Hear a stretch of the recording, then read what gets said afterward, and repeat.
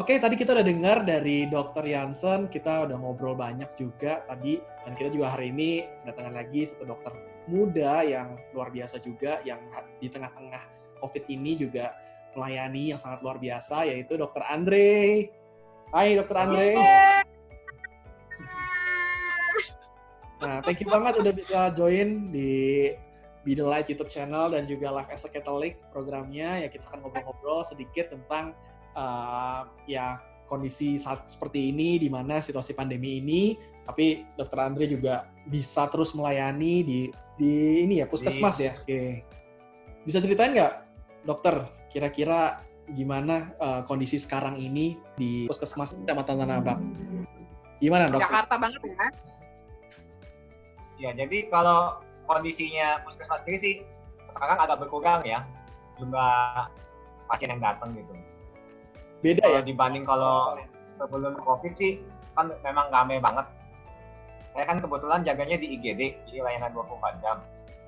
Biasa juga maupun polinya maupun IGD-nya ramai. Tapi sekarang semenjak COVID sih maupun poli maupun IGD sih berkurang jauh ya. 50% mungkin ada itu berkurang jumlah pasiennya. Nah, cuma ya untuk kasus yang warga yang panik ya tetap banyak, jadi makin banyak. Jadi yang aware, jadi kalau dia ada demam, ada batuk, nah, itu yang dulu sebelumnya mungkin mereka berapa hari baru datang berobat, ini baru hari pertama juga udah nanya, udah takut. Nah, kalau kondisi di puskesmasnya sendiri sih ya cukup baik sih ya. Maksudnya pasien yang datang pun juga udah masuk mesti pakai masker, wajib cuci tangan dulu. Tapi seenggaknya is a good idea dong, berarti bahwa di tempat Andre bertugas sendiri, tingkat awareness dari orang-orang sekitar tuh banyak. Karena kan sekarang juga banyak banget nih yang malah udah ketahuan positif, malah kabur-kaburan gitu kan. Karena memang yang sekarang yang berkembang itu kan orang malah takut ke rumah sakit. Kalau udah tahun positif pengen sendiri aja, bahkan ada yang pengen menutup-nutupi gitu kan. Bener nggak, Andre? Iya benar banget. Ini pun juga kasus beberapa di puskesmas. Jadi kan sembari menunggu rujukan, itu tetap pasien kan kita ditaruh di ruang isolasi. Nah itu banyak yang nggak bisa diem banget. Jadi ada yang pengen keluar, ada yang bilang pengen beli makanan, ada yang bilang nggak menyiapkan, ini kan lagi bulan puasa, nggak menyiapkan makanan untuk berbuka. Memang pengen banget keluar. Sampai kasus pun juga memang ada satu yang ternyata lolos keluar, malah di jalan-jalan katanya dia balik ke rumah ambil barang gitu, makanan. Terus juga kalau kasus juga tetap ya mungkin kan dari tiap orang beda-beda intinya kata berapa menit ya. Jadi masih ada juga yang buang ludah sembarangan tuh juga sebetulnya masih ada. Oh, wow. Padahal sudah diwajibkan menggunakan masker. Itu ya, ada satu sisi beberapa orang ada yang tingkat awareness-nya tinggi, ada yang kurang tinggi gitu, dan ada yang kita nggak ngerti orang ini tuh sebenarnya paham nggak sih seputar COVID atau dia menyepelekan sampai bisa sesantai itu. Nah, kalau tadi ngomongin seputar keadaan tempat Andre bekerja, puskesmas, dan juga bagaimana keadaan pasiennya. Kalau misalnya ngomongin seputar tenaga medis sendiri, gimana sih Andre di tempat kamu kerja ini sekarang? Tahu nggak kira-kira berapa yang aktif bekerja dan gimana sistem pekerjaannya? Apakah benar tuh yang beredar di luar bahwa benar-benar sampai nggak bisa makan gitu? Bukan nggak bisa makan karena nggak ada makanan ya, tapi saking karena banyaknya. Jadi dan karena juga ada sistem penggunaan APD, jadi agak susah tuh untuk yang namanya makan siang atau susah banget lah mendapatkan waktu istirahat tuh, benar nggak sih untuk tenaga medis, terutama yang kerja tempat kamu? Ya jadi kan kalau saya kan di IGD ya, kalau di IGD sendiri, nah kalau kita nanti bedakan, jadi kalau yang menangani COVID tidak lagi menangani pasien umum. Nah tapi kalau kita itu pun APD-nya pun dibedakan. Jadi kalau di APD yang pasien umum, jadi di IGD umum, itu APD-nya bisa dicuci berulang. Nah itu pun jadi kalau tetap kita ada jam istirahat, itu dikondisikan sesuai kondisi saat IGD. Kalau memang agak kosong kita boleh istirahat gitu. Tapi kalau untuk penanganan yang kasus COVID, kalau kita menggunakan APD sekali pakai. Nah itu kalau memang udah sekali pakai, udah kita nggak makan, nggak minum, nggak ke WC. Jadi memang sebelum itu kita udah siap-siap. Jadi minum nggak terlalu banyak, udah makan dulu. Nah, itu untuk jam kerjanya, Andre? Kalau jam kerja sih tetap sesuai shift ya. Kalau saya sendiri dari IGD kan dari shift itu ada dari setengah 8 pagi sampai jam 2 siang, jam 2 siang sampai jam setengah 9 malam, setengah 9 malam sampai jam setengah 8. Kalau itu sih tetap.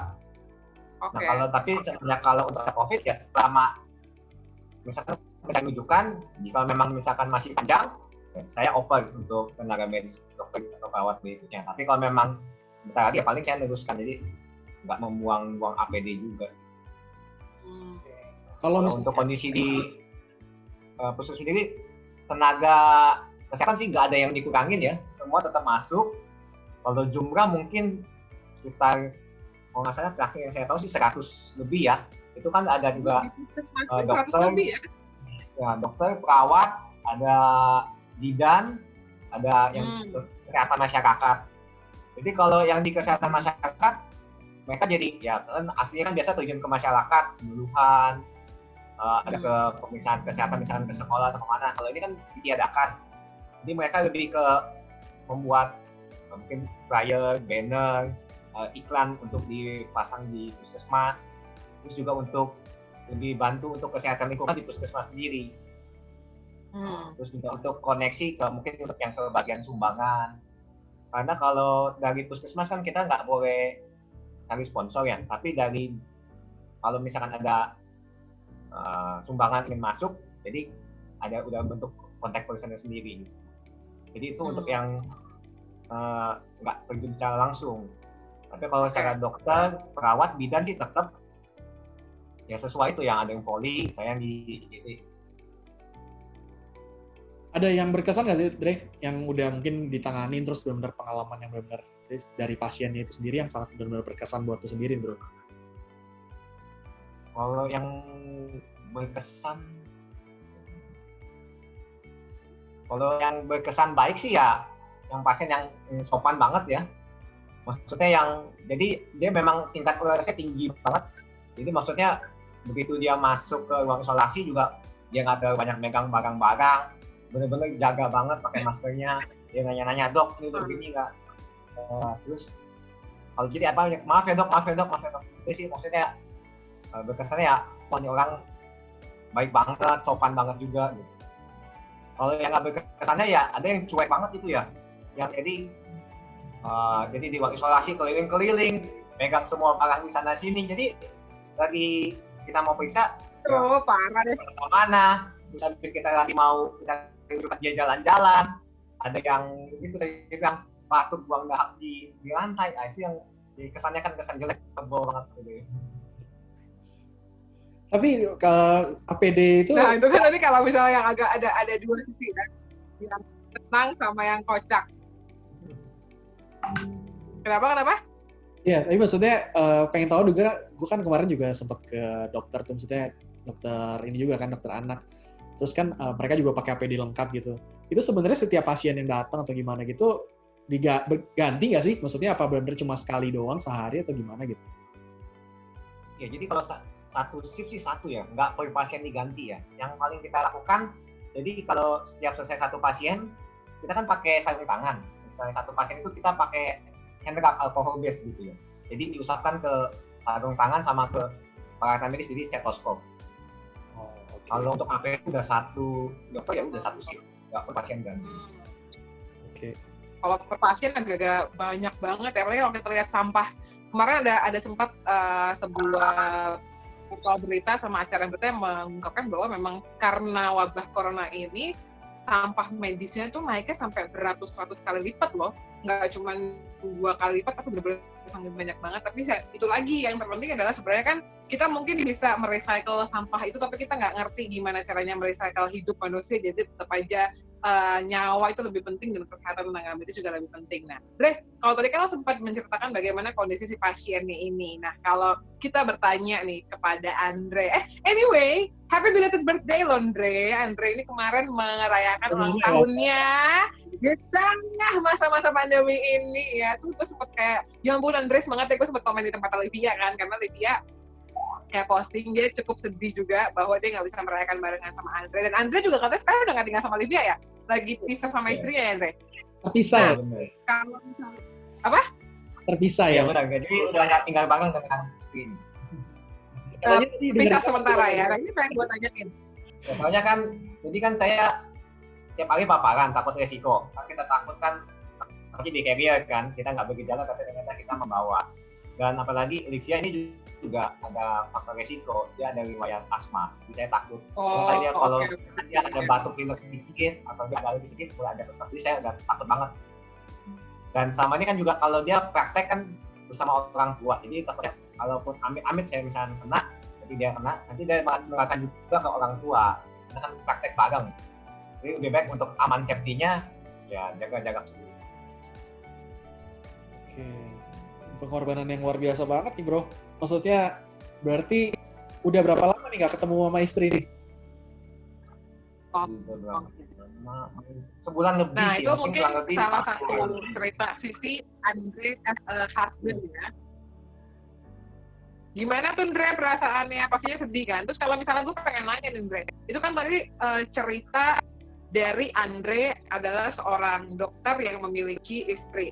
Nah kalau dari Andre-nya as a person sendiri nih, ketika lo melihat gimana sih sekarang mungkin kondisi hati lo yang bisa lo ceritakan, mungkin lo ada perasaan sedihnya karena lo nggak bisa ketemu Livia itu pasti ya. Terus juga lo pastinya sedihnya juga sampai lo bisa melihat orang yang tervonis mengidap penyakit yang lagi wabah ini, yaitu COVID, terus mereka nggak bisa gimana-gimana. Mungkin ada pengalaman-pengalaman yang bisa lo ceritain nggak sih dari sudut pandang seorang Andre sendiri?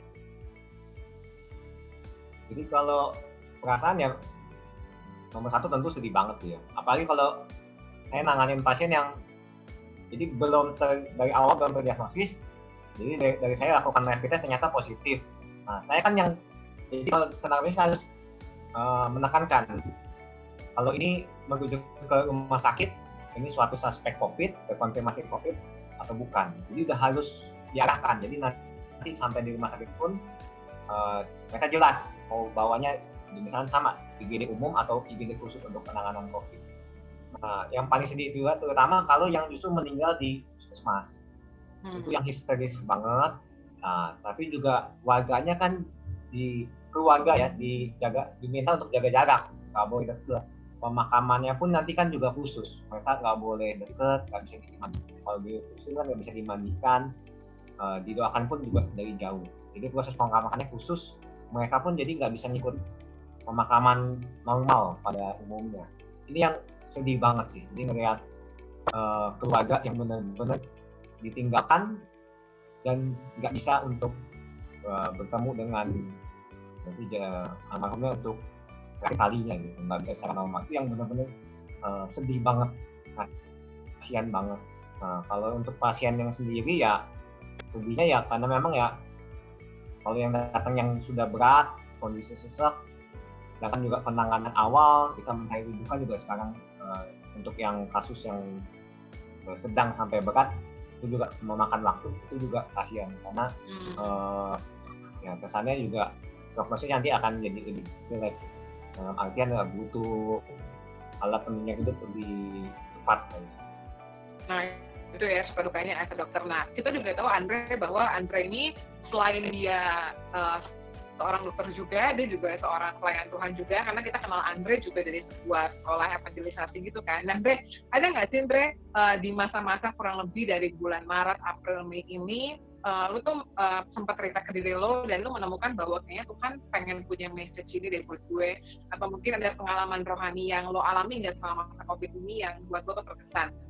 Bisa pengalaman sedih, bisa pengalaman senang, bisa pengalaman apapun yang bisa lo sharingkan gitu. Ya selama COVID ini memang sebenarnya kan utama dominan kan tentu kan sedih ya. Tapi balik dari yang bisa dengan keluarga, yang bisa hidup secara normal, secara bebas, terus lihat kondisi ya baik masyarakat umum, perekonomian, kondisi yang orang nggak bisa kerja, yang nggak bisa makan, baik yang sakit ya itu kan sedih banget. Nah cuma ya berusaha untuk selalu coba cari sisi positif ya, mencari tahu Tuhan punya maksud apa dari peristiwa ini. Soalnya saya pribadi yakin kalau Tuhan itu selalu memberikan semuanya itu yang terbaik. Kalau kita dari segala yang jahat, segala yang jahat itu pasti dari sisi. Nah kalau Tuhan membiarkan ini boleh terjadi, pasti punya tujuan, pasti punya maksud. Saya lihat kalau dari secara umum, ya mungkin dunia sudah terlalu capek dengan manusia yang terlalu egois, yang terlalu sibuk kerja, terlalu sibuk mengeksploitasi alam, jadi nggak memikirkan alam lingkungan, ini kan suatu yang memang saya juga rasakan banget.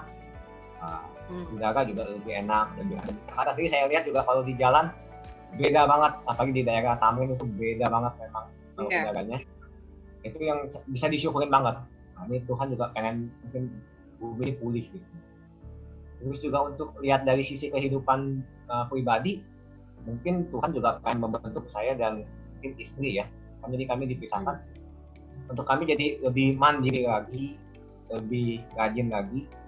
Jadi kalau mau bocoran mungkin, jadi semenjak menikah itu ini rajin banget, masak, beres-beres.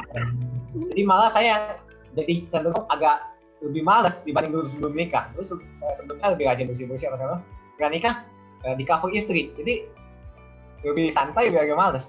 Karena pikir-pikir setelah COVID, ya kasihan Livia ya selama ini itu rajin banget. Saya bantuin minim gitu. Kalau masak saya cuma bagian paling biji gitu, paling minim. Tapi yang kerja effort untuk bersih-bersihnya Livia itu lebihnya terbikin ya mungkin jadi untuk inspirasi diri juga. Mungkin kalau nggak ada COVID saya nggak sadar kalau saya ini kurang bantu. Terus dari ada banyak moment of reflection-nya berarti ya. Benar. Terus saya mau nanya lagi, biasanya kalau lo sendiri gitu ya, momen-momen gimana sih di tengah kesibukan ini, apalagi sekarang tenaga medis juga cukup disoroti gitu, lo menjaga kehidupan rohani lo. Mungkin lo bisa ceritain saat dulu di pagi atau malam, atau mungkin sebelum pergi lo dengan lagu rohani, itu pokoknya gimana caranya you build up your rohani, gimana caranya kamu tuh membangun kehidupan rohani kamu di tengah pandemi ini? Ya kalau mau kehidupan rohani, kalau misalkan dari dengar lagu rohani, kebanyakan sih di jalan ya. Kalau di mobil ya, itu lebih favorit sih dengar lagu rohani itu di jalan. Kalau sisanya itu cenderung kalau lagi ya. Suasana mau hati. Memang kalau lagi sedih, lagi stres, lagi banget, ya itu cari lagu rohani. Terus saya juga lebih sering searching sih. Jadi kalau ayat untuk menguatkan ini di Google nanti saya buka. Kalau untuk bacaan harian kebetulan istri ini sangat mensupport banget di Tuhan. Shout out to dia.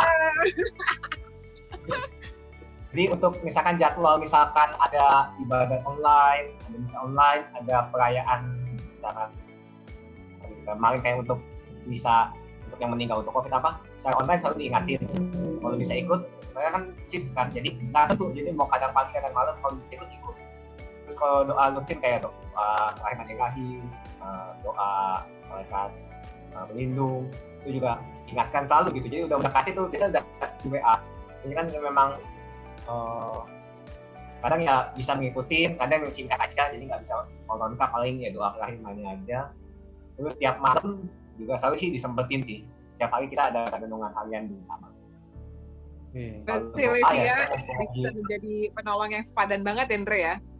Bener tiang doa, penolong yang sepadan di saat-saat ini. Shout out buat Livia dan juga buat Andre juga pastinya ya. Andre, mungkin sebelum kita mengakhiri perbincangan kita, ada yang lo mau sampein nggak sih buat penonton, teman-teman Midlight semuanya, lighters semuanya? Pesan apapun, terserah. Ya, buat teman-teman semua ya paling untuk COVID ini khususnya tetap jaga jarak. Kalau nggak penting jangan keluar, selalu gunakan masker. Biasakan tetap cuci tangan, jaga kebersihan. Stay healthy. Dan juga jangan lupa selalu untuk mengandalkan Tuhan, karena apalagi untuk COVID ini benar-benar kita tidak bisa mengandalkan yang sama lagi selain Tuhan. Kita cuma bisa berserah. Semoga ya COVID ini segera bisa berakhir bagi semua yang dalam kondisi yang kesulitan, yang dibuka, yang beban berat, baik secara langsung atau tidak langsung karena COVID ini. Semoga kita semua diberikan kekuatan. Amin. Kalau diberikan selalu sukacita selalu dari Yesus. Amin. Oke. Thank you banget loh Dre, udah sharing-sharing. Kita udah benar-benar dapat banyak insight banget nih hari ini. Pelajaran banget. Ternyata lu juga bisa, maksudnya banyak pengorbanan yang lo lakukan, bahkan sampai ya tadi itu bisa sama istri pun bisa pisah rumah, saat ini, dan ya mudah-mudahan semuanya bisa berakhir dan akhirnya semuanya bisa kembali seperti normal kembali.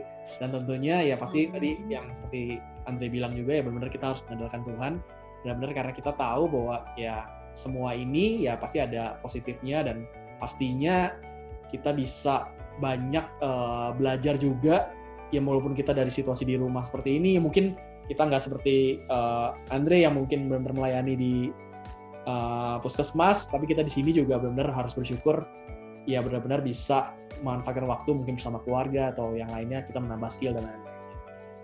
Especially thank you banget buat Andre, mudah-mudahan kita bisa Thank you Andre.